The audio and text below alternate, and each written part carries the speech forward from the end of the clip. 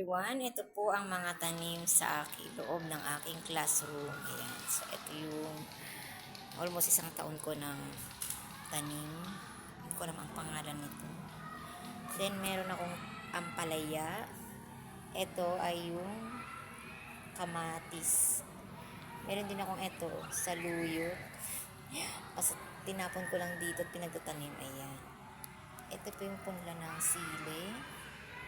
Then, ito na yung aking mga ornamental plants. Ito another kamatis. Then, itong aking sayote na pinunla dito. Plus, syempre, ang aking mahiwagang sibuyas. Ayan. Itong mga flower pot ko ay bigay ng aking kotitsyo na si Mamba Colo. Ayan. So, ayan ang mga yan. Tatlo yan, yung isa nasa Cavite. Then, ito yung aking ornamental. And, ito yung mahiwagang dragon fruit. Ayan. So, ito yung dragon fruit na yan. Yan na lang yung naiwan sa dragon fruit na tinanim ko sa baba 2 years ago.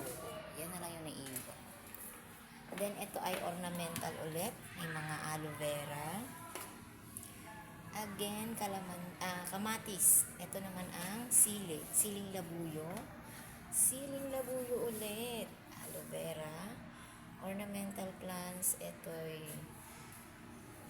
kung ano ornamental plants yan. Ito sili ulit. And of course, ito yung kalabasa.